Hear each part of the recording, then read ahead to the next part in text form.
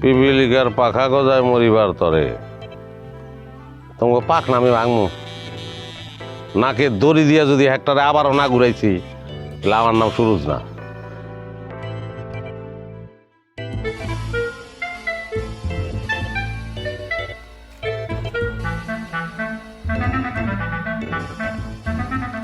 রাজনীতি শুরু করছো?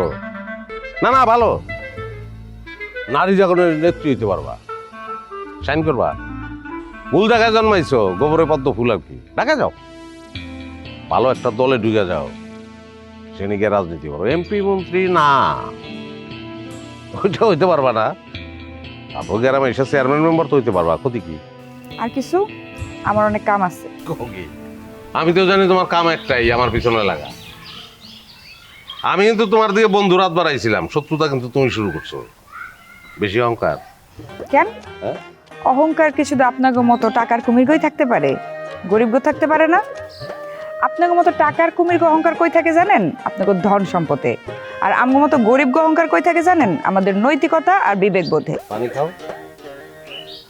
তোমার নৈতিকতা বিবেক বোধ দিয়ে তুমি পানি খাও, আমার পিছনে লাগতে হবে। তুমি ব্যাপক করে খেপাই তুলতেছো আমার বিরুদ্ধে, কারণটা কি?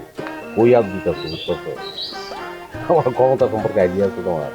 শোনেন, পৃথিবীর অনেক ক্ষমতাশীল ব্যক্তিরাও কিন্তু তাদের ক্ষমতা শেষ পর্যন্ত আঁকড়ে ধরে রাখতে পারে নাই। ইতিহাস কিন্তু সে সাক্ষী দেয়। বুঝছেন সুরজ ভাই? ঠিক আছে, পারবা না, কারণ সুরজ কোনোদিন হারে না। ছোটকালের তো এটাই গেছি। তারপর পদে পদে হোঁচট, পদে পদে ধাক্কা, পদে পদে ঠোকর খাইতে খেতে আজকে আমি এই জায়গায়। সেই সুরজ তুমি কেমনে হারাইবা?